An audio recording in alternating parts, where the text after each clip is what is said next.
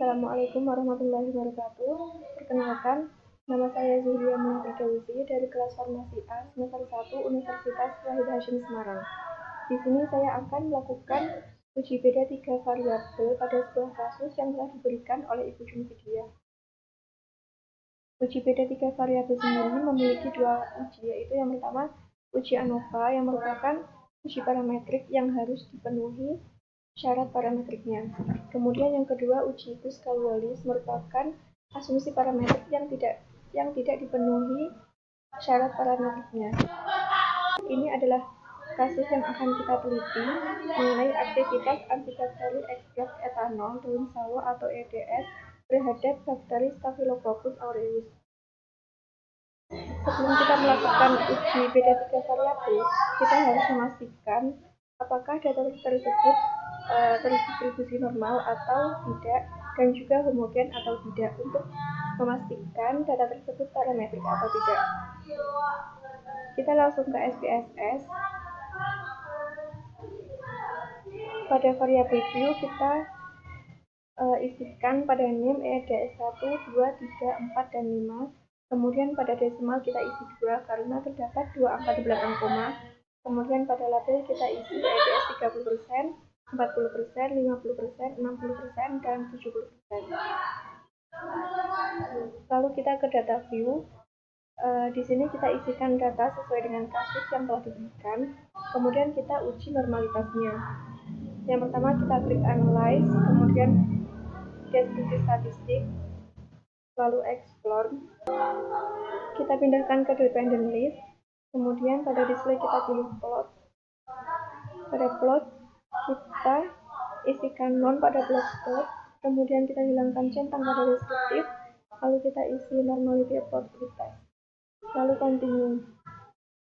Kemudian kita klik OK. Maka akan muncul output SPSS seperti ini. Kita lihat pada nilai signya. Apabila lebih dari 0,05 maka data tersebut merupakan data yang terdistribusi normal. Di sini kita lihat nilai sig semuanya melebihi angka 0,05, yang berarti data tersebut data yang terdistribusi dengan normal.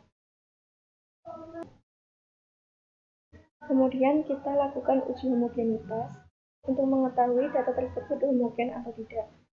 Yang pertama pada name kita isikan dengan konsentrasi, yang pada baris kedua kita isi diameter, kemudian pada desimal kita isi 0 pada baris pertama dan 2 pada baris kedua karena terdapat 2 angka di belakang koma. Kemudian pada label kita isi dengan konsentrasi EDS dan baris kedua kita isi dengan diameter daya hambat. Pada values kita isikan dengan pengkodean seperti ini: 1, 2, 3, 4, 5. Nomor 1 30 EDS 30%, 2 EDS 40%, 3 EDS 50%, 4 EDS 60%, dan 5 EDS 70%. Kemudian kita klik OK. Lalu kita beralih ke data view. Di sini kita isikan sesuai dengan kasus yang telah diberikan. Lalu kita lakukan uji homogenitas. Yang pertama kita pilih analyze. Kemudian kita pilih deskripsi statistik, lalu explore. Konsentrasi EDS kita pindahkan ke faktor list, dan diameter daya hambat kita pindahkan ke dependent list. Kemudian pada display kita isi dengan plot. Statistik kita isi dengan kita centang deskriptif. Di sini 95% angka penerimaan. Kemudian kita continue. Lalu pada plot kita isi dengan box plot non, deskriptif kita hilangkan centangnya. Kemudian pada supervised level kita isi dengan power estimation. Lalu kita continue, lalu OK. Maka akan muncul output SPSS seperti ini. Lalu kita lihat pada tabel test of homogeneity of variance. Kita lihat nilai signya. Di sini terdapat angka 0,042 atau lebih kecil dari 0,05, yang berarti data tersebut tidak homogen. Karena data tersebut tidak memenuhi syarat parameter yang harus terdistribusi normal dan harus homogen, maka data tersebut kita lakukan uji beda 3 variabel menggunakan uji Kruskal-Wallis. Lalu kita lakukan uji Kruskal-Wallis. Pada variabel view min kita isi dengan konsentrasi dan diameter, kemudian decimal kita isi 0 dengan 2, pada label kita isi konsentrasi EEDS pada baris pertama dan diameter daya hambat pada baris kedua, lalu kita lakukan pengkodean pada values.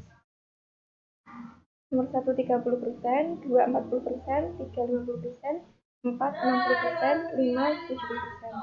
Lalu kita oke, kemudian berpindah ke data view. Kita isikan sesuai dengan kasus, kemudian kita lakukan uji Crystal Wallis. Yang pertama kita klik Analyze, kemudian kita pilih non-parameter test, lalu legasi dialog, kemudian kita pilih Key Independent Sample.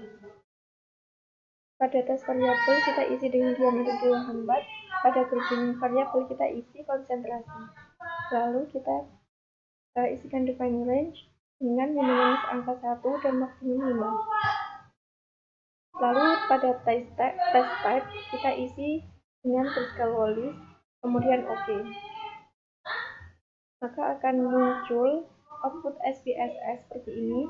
Kita bisa melihat hasilnya pada tabel tes statistik ini. Nilai asensifnya 0,000, yang berarti lebih kecil dari 0,05 atau mempunyai arti terdapat perbedaan.